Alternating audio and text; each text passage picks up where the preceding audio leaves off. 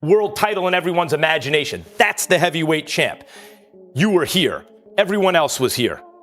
But since then, the feeling has been Joshua makes all this money fighting anyway, 30 million pounds, whatever it is. Why should he take 40 or 50 to fight Wilder when he's making against anybody? He can make 30, 40 million pounds, whatever it is. No fantasy contracts, just reality. You know, bringing our worth to the table and bargaining and negotiating what we're worth and making this fight happen. Which mentality do you come in with?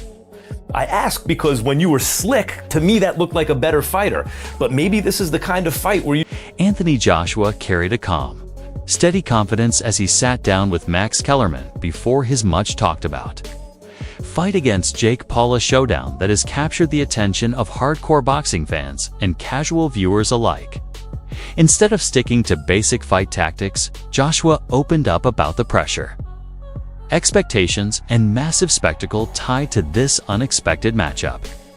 As Kellerman pushed for more depth, Joshua broke down the criticism, the high stakes, and the real reasons he agreed to face one of the most controversial names in the sport. Heavyweight champion, you're an undefeated Olympic super heavyweight gold medalist, you're entering your physical prime, and you put 100,000 people in Wembley. So I get your argument. I have the economic clout. He's not coming in as partners. I should get a bigger slice of the pie. Let's have a realistic negotiation. Kellerman, famous for mixing deep boxing analysis with a hint of theatrical doubt, quickly shifted the conversation toward the bigger picture. He pointed out what many have been thinking. This might be one of the most unusual matchups the heavyweight scene has ever produced. On one side is Joshua, a former unified champion.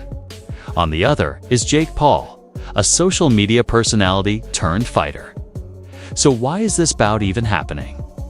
It's the same question fans around the world have been asking since the news broke.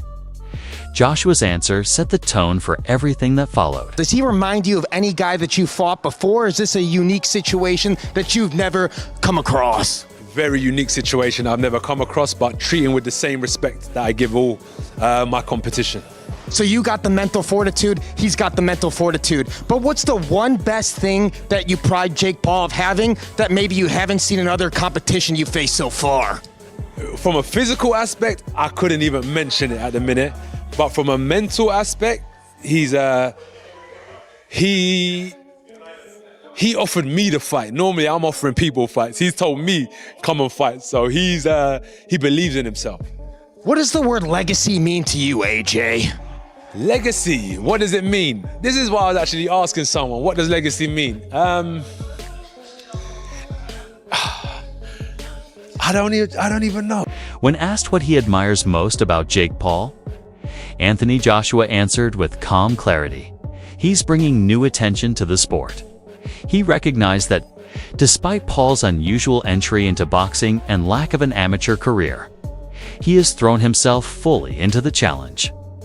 Joshua highlighted Paul's willingness to test himself at the highest level, noting that this drive and energy not only push Paul personally, but also help introduce boxing to new and wider audiences. Versus AJ, as though Jake Paul is the bigger in this equation. Not for me. Maybe for MVP, Nikisa, Jake Paul, but not for me. I've kind of marked it or titled it David versus Goliath just because of the size difference. Like, Jake Paul's a big guy. He is. He's 6'1", 220, probably fights around, the 200-pound mark. AJ is an enormous guy. Like, he's a big unit. And I think Jake realized that when they came face to face. I don't know if that's the first time they've ever come that close. I'm sure they've met behind the scenes, but I think there was a realization from Jake Paul, like, fuck, this is a big dude. It's a very big dude who isn't coming to play. Like, there was no play with AJ. That was a press conference that almost sounded like AJ versus someone in the top 10, where AJ's taking it seriously. He's answering the questions direct that Ariel's throwing him. There was no, yeah, we're here to kind of fuck around. This is going to be easy. Give me my money. Let me run back to the UK. This was AJ's like, no, we're taking this seriously. And that ain't a good thing for Jake Paul. It isn't. And AJ's that guy anyway. Like, I would never doubt that AJ would take this seriously. But for Jake Paul, I do wonder if realization is kicking in, or maybe he is just that delusional where he doesn't care. I do, and I've been sort of corrected by a few people who maybe know better, but I do think the Americans don't credit or rate AJ. I do think there's a bit of that. I remember when AJ did the rounds prior to the Ruiz. The size gap between the two fighters has become impossible to ignore. While Jake Paul has always been strong for his own weight class, standing next to Anthony Joshua turns the matchup into a true David versus Goliath scenario. Joshua's stature reflects years of heavyweight training, and the contrast is immediately striking. Even with added muscle and weight, Paul still can't match the natural size and commanding presence of a fighter built for the heavyweight division. Will there be a limit for Joshua? So there's a lot of discussion around the weight. Joshua fought Usyk twice. Both of those times Usyk was 221 pounds. Joshua was 240 to 245. When Jake fought Mike Tyson last year, 227 pounds. I expect Jake will come in anywhere between 225 and 230, and Anthony Joshua has a weight limit of 245 pounds. There will be those, as you're aware, that will look at it and criticise this fight. There already have been, haven't there? They'll say it's a real mismatch. What would you say to them? Are we going to be watching sport at its purest? I would say it's much less of a mismatch than what you saw with AJ and Francis Ngannou, who a massive man, but relatively no boxing experience. I would say it's much less of a mismatch than AJ's 9th or 10th fight against guys who've been knocked out 20 to 25 times. Given AJ's pedigree, Jake is built for this. Jake is built for the big moments. So do I think it's dangerous for Jake Paul? Absolutely. Do I think it's... Nikisa Badarian, CEO of Most Valuable Promotions, the team behind Jake Paul, told Sky Sports that the December 19th fight against East Day Anthony Joshua is being marketed as a major global spectacle. She noted that while Joshua brings far more experience to the ring, Paul's bold, almost fearless confidence could serve as the unpredictable element that makes this matchup intriguing. Badarian also revealed that the fight was fast-tracked, originally planned for 2026. Paul pushed to bring it forward, and negotiations were accelerated to make it happen sooner. Anthony Joshua is Olympic champion. First. Jake Paul is, sportsman, YouTuber, showman. Rolls Royce, Fiat. Listen, it's true. I'm not. Oh my god. I have nothing better in mind. Yeah. It's just true. It's business, more money. Only this. So we need to pray for Jake Paul. Yes. I will pray Jake Paul because I want fight with Jake Paul in octagon. Yeah. Do you think that Joshua should be fighting Tyson Fury next year? I want this fight. Yeah, I fan.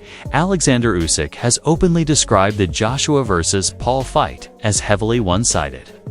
He compared Joshua to a Rolls-Royce and Paul to a Fiat, emphasizing the vast difference between a seasoned heavyweight and a social media star turned fighter.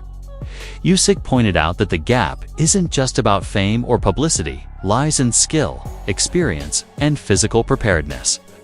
In his view, Paul faces a significant risk stepping into the ring against someone of Joshua's caliber. Now looking at the age difference, we've got 28 years old compared to 36 years old. So I guess the advantage there goes a little bit towards Jake Paul. 28-year-old is better than a 36-year-old. But that being said, we've got talking about experience and everything else, what comes with being 36 years old at Anthony Joshua's level. And then like I mentioned, the heavyweights kind of seem to prime a little bit older. Now come down to the height and the weight. This is the big one. 6'1" versus 6'6". 106. 200 pounds versus 252 pounds. We got a 252 pounder in Anthony Joshua. The reach advantage is a lot, which we would expect. Amateur fights, we can see that Jake's only had one, where AJ's had 43, but 43 of them are including at the highest level, Olympic level. And yes, he won the Olympic bloody gold medal, if I don't need to remind you. Then the pro record, Jake Paul has had 13 fights, lost 1. AJ has had 28 fights and he's lost 4 with 25 KOs. And the one person that Jake Paul lost to was Tommy Fury. Now, can we compare Tommy Fury with Anthony Joshua? Not at all. It's like night and day. So now I'm going to talk about the rules of this fight, and I'll give you my prediction, which is going to shock a lot of people after this. So, what are the rules? The bout will take place at a heavyweight, obviously. It's going to be 8 3-minute rounds. You might think, well, that's better for Jake Paul, and I'm thinking, not really. It's better for Anthony Joshua because he's just going to go all out for them 8 3-minute rounds. And imagine that, Anthony Joshua blasting at you, 6'6", whatever he is, 250 pounds, throwing big bombs at you. Anyway, both fighters will be using 10-ounce gloves for the duration of the contest. Why have they got that on there? It says both fighters will be wearing 10-ounce gloves for the duration of the contest. What do you expect? Them to take them off halfway through and switch them to 12s? But I guess these days, anything happens in boxing, right? The boys will follow similar rules to Jake Paul and Mike Tyson in November, but that fight was 8 2-minute rounds and 14-ounce gloves. Not similar if it's smaller gloves and 2-minute rounds. Who wrote this for the zone? It marks the first time Joshua will have contested less than 10 rounds. Tony Jeff, an Olympic-level boxer, offered a different perspective on why Jake Paul shouldn't be underestimated. He pointed out that Paul has access to every resource a fighter could need: top-tier trainers, conditioning coaches, sports psychologists, nutritionists, and world-class sparring partners. With the financial means to create an ideal training camp, Paul can prepare without compromise.